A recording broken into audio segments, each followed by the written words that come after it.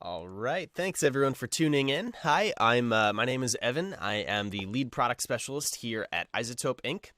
We are here in the mixing studio at iZotope, and we're going to be exploring some different mixing techniques, particularly in the genre of EDM, and really talking about how to actually get everything to essentially properly fit within the context of a mix, how to get all of your instruments to play nicely. And we're going to be doing this using Neutron, which is our newest plugin that we just released a few months ago. We also have a giveaway of both a 3-month Ask Audio pass and also a copy of Neutron, and we'll be contacting the winner after the actual webinar. So, just wanted to say as well, welcome everybody. We're going to be giving a couple of minutes here, just sort of a slow entrance in case we have a bunch more people sort of shuffle in here. But essentially, so we have the chat going on. Feel free to ask some questions here, and I'll be getting back to them towards the end there. So once we go through the actual sort of session, if you will, that's when we're going to be diving more into questions and exploring what you guys are most interested in. And yeah, it looks like we got a whole bunch of different places going on here. Awesome. Cool. So just again, sort of a slow entrance here. Again, the tool we're going to be using is called Neutron. It is essentially our new, you could consider it sort of like a channel strip style plugin, except it has a bunch of new processing that we're really proud of because it's never been done before. And that's tools that automatically can listen to the incoming audio signal and generate a completely starting. You could sort of think of it like a preset, except that it's entirely based on your audio. And one tool that we're going to be using a lot in this session, which is called the masking meter. And that's a tool that actually visually indicates to you where other tracks are getting in the way of other ones. So if, you know, your bass is masking your kick or your guitars are getting in the way of the vocals, this is a tool that can actually visually identify and show you these are the frequencies that you need to be careful with.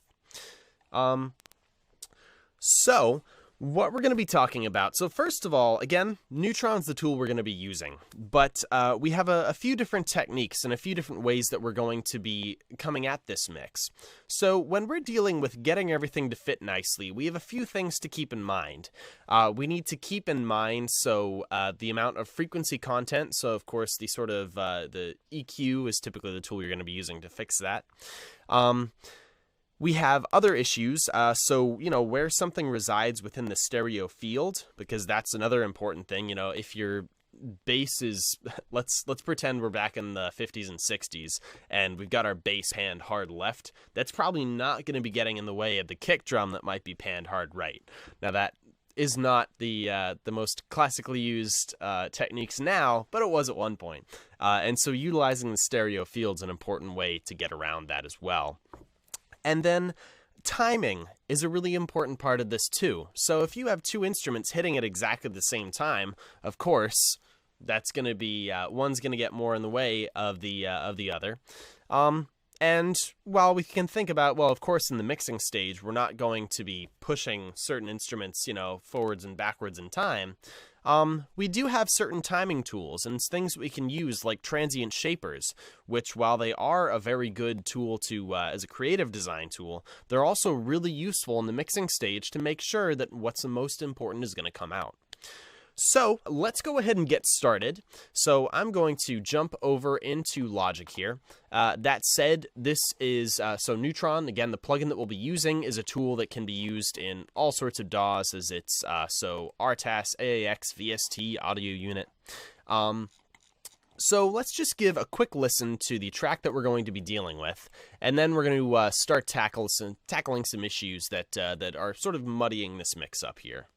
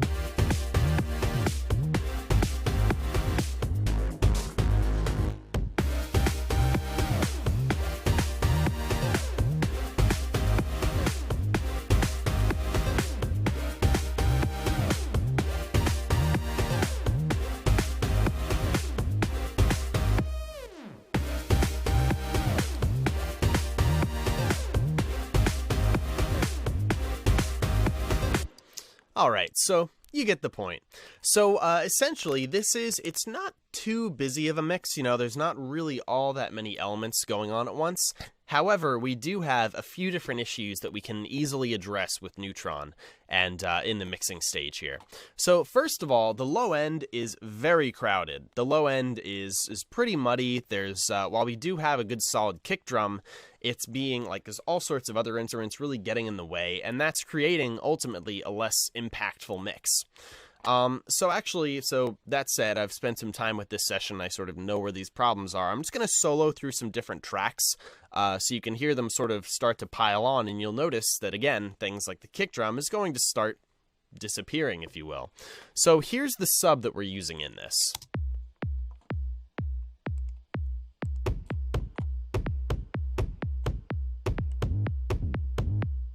It's already there. The kick has lost a whole lot of its punch.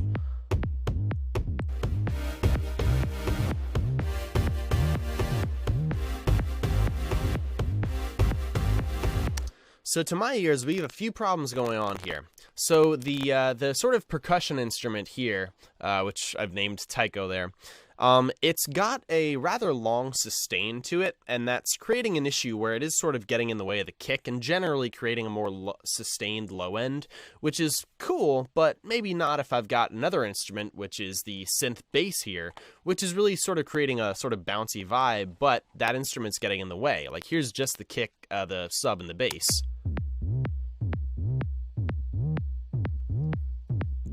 So again, we want to keep it nice and bouncy here, but let's start off with these two instruments, because we really want, of course, the first decision we have to make is what's the most important thing here.